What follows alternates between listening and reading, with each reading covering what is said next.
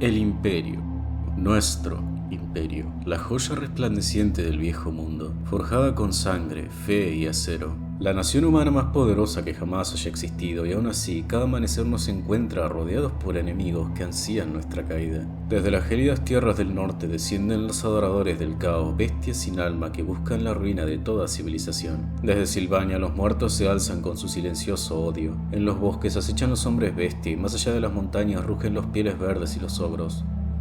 Todos nos han probado, todos intentaron quebrarnos, y ninguno lo logró, porque el imperio es su gente, sus provincias, sus tierras, sus soldados. Es la voluntad inquebrantable del hombre frente a la adversidad, mientras otros reinos se confían frente a la oscuridad para luego ver cómo sus naciones arden bajo su arrogancia. El imperio lo ha visto todo, y ha peleado contra todo. Esa desensibilización frente a los horrores del mundo han convertido al imperio en una máquina de guerra que mantiene sus estándares erguidos y sus ejércitos en pie, regulares, disciplinados y sostenidos por la fuerza económica y la fe de sus provincias. Desde las férreas milicias de Reikland hasta las orgullosas compañías estatales de Talaveklan, desde los arcabuceros de Null, maestros de la pólvora y el acero, hasta los tiradores largos de Hochland, cada provincia aporta acero, sangre y pólvora a la maquinaria imperial. Yo, Albrecht von Kessler, como cronista del imperio, es mi tarea dejar constancia de su gloria, registrar en estas páginas la fuerza, la disciplina y el espíritu que hacen del ejército imperial el baluarte final de la humanidad. Que las generaciones venideras recuerden quiénes fuimos cuando llegue el día en que la oscuridad devore el imperio, que sepan que nos fuimos peleando, y que ningún hombre, mujer o niño del imperio dio su aliento rezándole a dioses oscuros. Lo dieron con el nombre de Sigmar en sus labios y espadas en sus manos.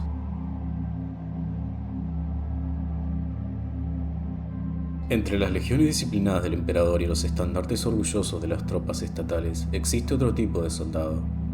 No luce uniforme ni sigue los pasos del tambor. No marchó jamás en el patio de instrucción ni juró ante el estandarte imperial.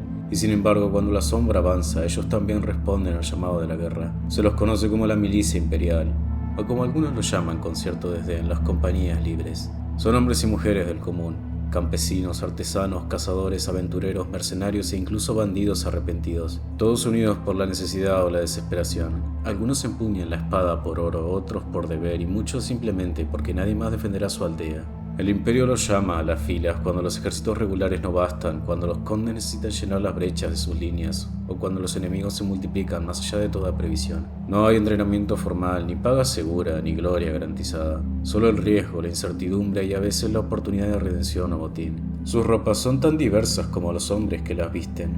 Algunos lucen remiendos con los colores de su provincia. Otros van cubiertos con harapos, cuero o simples prendas de labranza. Sus armas igualmente dispares. Arcos, espadas viejas, garrotes, lanzas improvisadas, pistolas hechas a mano o herramientas de trabajo convertidas en instrumentos de guerra. A menudo combaten como destacamento de apoyo junto a las compañías regulares, aunque muchos se agrupan en formaciones propias bajo el nombre de compañías libres. Son grupos turbulentos, reclutados entre aventureros, desertores, mercenarios o expresidiarios. Curtidos en guerras lejanas, poseen una temple feroz y una valentía que raya en la locura. No obstante, su disciplina es tan inestable como su lealtad. Por ello los condes electores prefieren emplearlos en la primera línea de batalla, donde su arrojo puede ser útil y sus pérdidas aceptables. Tras la victoria se los paga con monedas y botín y se los dispersa antes que el vino y la sangre los vuelvan una amenaza para aquello que juraron defender. Aún así no pueden negar su valor. Cuando la necesidad premia, hasta la más humilde milicia puede ser la muralla que contiene la oscuridad. Dentro de sus filas existen toda clase de combatientes. Los arqueros, campesinos y cazadores de las provincias rurales se agrupan en pequeñas bandas de hostigadores, expertos en moverse con sigilo y hostigar al enemigo desde lejos. En Ostland y Ostermark, donde los bosques son espesos, las bestias abundan, los llaman cazadores. Hombres duros acostumbrados a sobrevivir donde otros perecen. También están los ballesteros, menos comunes pero igualmente temidos. Muchos proceden de Tilea o de las provincias del sur, donde los condes contratan mercenarios para reforzar su potencia de fuego. Aunque la ballesta carece del estrépito de la pólvora, en manos de un veterano es un arma tan letal como cualquier arcabuz. La milicia imperial es una mezcla caótica de valentía, miseria y determinación. No son soldados profesionales, pero cuando las murallas tiemblan y el enemigo se cierra sobre las aldeas, son ellos quienes se alzan primero. Con barro en los pies y fuego en el corazón, luchan no por gloria, sino por el derecho de seguir llamando suya la tierra que pisan.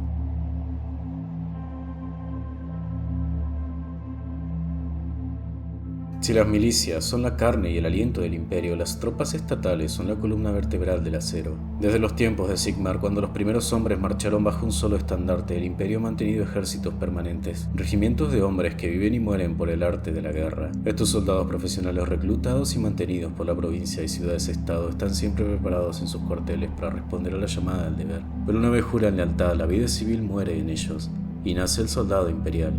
Disciplinado, obediente, endurecido por el entrenamiento y la costumbre de la lucha. Cada provincia equipa sus regimientos con sus propios colores y emblemas. Los azules de Midland, el amarillo de Averland, el verde de Stirland y el rojo de Reikland. Aunque sus uniformes difieren, todos comparten la misma esencia: el orden frente al caos, la fila frente a la horda. En el campo de batalla, las alabardas y lanzas se alzan como un bosque de hierro, un muro viviente capaz de detener incluso las más brutales cargas. Detrás de ellos, en los flancos, los espadachines imperiales aguardan con escudo y hoja, dispuestos a golpear donde la línea titubea, expertos en el arte de desviar, fintar y matar con precisión. Y en la retaguardia, los arcabuceros y ballesteros del imperio se encargan de frenar en seco la carga del enemigo, antes de que choque con el muro de lanza, destruyendo su moral antes de que la pelea comience. Cada regimiento es una máquina de guerra, cada hombre una pieza vital de ese engranaje. No luchan por instinto como los bárbaros, ni por fervor ciego como los fanáticos del norte. Luchan por disciplina, por orden, por el deber que los mantiene unidos cuando todo alrededor se desmorona. Los más hábiles entre ellos ascienden a formar parte de los grandes espaderos, veteranos que han sobrevivido a incontables campañas y que sirven como guardia personal a su conde. No hay uniformidad perfecta en sus ropas ni igualdad en sus armas, pues cada provincia costea a sus propios hombres y decide cómo equiparlos, pero todos portan una misma insignia visible: el coraje humano frente a la condena inevitable. Ni héroes, ni santos ni magos de leyenda, sino hombres y mujeres, todos comunes defendiendo su hogar y todo lo que tienen. Cuando las trompetas suenan y el cielo se oscurece con las alas de muerte, ellos forman sus líneas, bajan las lanzas, alzan los escudos y avanzan, porque saben que nada más que ellos se interpone entre el caos y el orden. Solo ellos. Esa certeza enciende la determinación en el corazón de cualquier persona.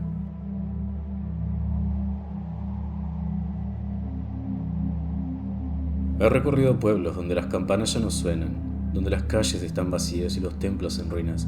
En esos lugares desolados, antes de verlos, uno los oye: los cánticos lúgubres, los azotes, los gritos de penitencia, y luego las moribundas figuras de los flagelantes se hacen presentes. Heraldos del fin, hombres y mujeres que han perdido todo: familia, hogar, esperanza, y que solo encuentran consuelo en el dolor y la expiación. Vagabundean por el imperio como almas en pena, portando cruces, cadenas y látigos, predicando ante aullidos que el mundo está condenado, y que solo a través del sufrimiento podrá hallarse redención. Nadie sabe cuándo comenzó su peregrinar. Algunos dicen que surgieron tras las grandes plagas, otros tras la guerra contra el caos en la era de Magnus el Piadoso, pero siempre aparecen donde la desesperanza arraiga más hondo, como hongos que brotan sobre la tumba del imperio. En tiempos de penuria, hambre o guerra, su número se multiplica y sus procesiones se arrastran por los caminos como columnas de penitencia viva. Siguen a profetas delirantes, visionarios que aseguran haber visto el final de los tiempos, ciudades ardiendo, los ríos convertidos en sangre, el sol oscurecido por alas demoníacas. A su alrededor se congregan los desdichados y los enfermos, por los que ya nada temen. Y cuando la palabra del profeta se torna mandato, los flagelantes lo obedecen con fanática devoción. No luchan por el emperador, ni por Sigmar, ni siquiera por sus propias vidas. Luchan por morir. Para ellos la muerte en batalla no es derrota, sino la propia absolución. Cuando un ejército imperial se prepara para combatir, no es raro que estos fanáticos aparezcan sin aviso, marchando entre el polvo con sus estandartes de madera astillada y sus cuerpos cubiertos de cicatrices. Los oficiales intentan alejarlos, pero es inútil. Los flagelantes no reconocen jerarquía ni táctica alguna, y así cuando el clarín imperial suena, se lanzan contra el enemigo como un torrente de locura divina. He visto un flagelante abrirse paso entre una horda de goblins, gritando plegarias mientras su sangre caía en cascadas sobre su pecho desnudo. He visto a otro continuar luchando con el brazo roto, azotándose el rostro mientras clamaba que el fin estaba sobre nosotros. No les afecta el miedo ni el cansancio, y el dolor, lejos de detenerlos, los alimenta. Sus flagelos y masas golpean sin ritmo ni razón, pero con una furia tan pura que ningún demonio podría igualar. Muchos los llaman locos, y sin duda lo son. Pero también son de algún modo terrible, el reflejo más honesto del imperio. Un pueblo que lucha a pesar de saber que el fin se acerca. Los flagelantes no buscan victoria, buscan significado en un mundo que se desmorona bajo el peso del caos. Su locura es una forma de fe y su sacrificio una plegaria hecha carne. Porque si el imperio arde, ellos serán las brasas que ardan hasta el final.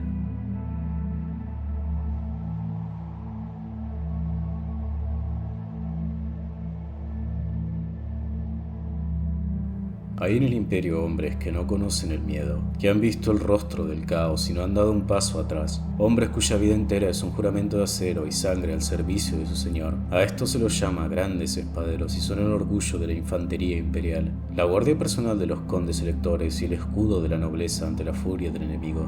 Los grandes espaderos son veteranos endurecidos seleccionados entre los más valientes y disciplinados de los regimientos estatales, aquellos que han demostrado un valor más allá del deber. Su arma, la temible Zweihander, es una extensión de su voluntad, una espada tan larga y pesada que solo los más fuertes pueden blandirla con eficacia, capaz de partir en dos a un caballero del caos o destrozar la armadura de un orco negro.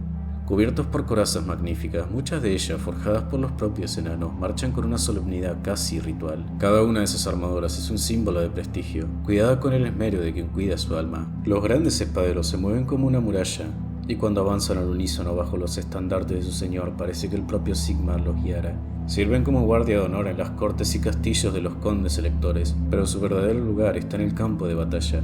Allí donde la línea tiembla y el enemigo amenaza con romper la formación, los grandes espaderos se interponen. No retroceden, no vacilan, su juramento lo prohíbe. Cada uno de ellos ha prometido no dar un solo paso atrás ante el enemigo. Y la historia imperial está colmada de relatos donde regimientos enteros perecieron defendiendo a su señor hasta el último hombre. Su número es escaso, pues equiparlos y mantenerlos cuesta más que a un batallón completo de soldados estatales. Por eso un general imperial solo los convoca cuando la situación es desesperada, cuando la guerra alcanza su clímax y el imperio se tambalea al borde del abismo. Recuerdo en mis estudios la historia de Albrecht Hofner, último superviviente de los yelmos negros de von Metzger. Resistió durante un día entero los embates de decenas de guerreros del caos, defendiendo su estandarte con el brazo ensangrentado y el corazón roto. Fue ascendido a los grandes espaderos de Hochland, pero murió una semana después, víctima de las heridas que lo hizo héroe. Su nombre figura hoy en el libro de los caídos distinguidos, junto a los que alcanzaron la gloria sin buscarla. Quienes sobreviven al juramento y al fuego de combate son recompensados con honores reservados a los nobles. Doble paga, alimento de calidad y aposentos dignos de su rango. En raras ocasiones, un gran espadero particularmente heroico puede ser armado caballero por su señor, convirtiéndose en la excepción viva que muestra que en el imperio el valor puede elevar a un hombre por encima de su cuna.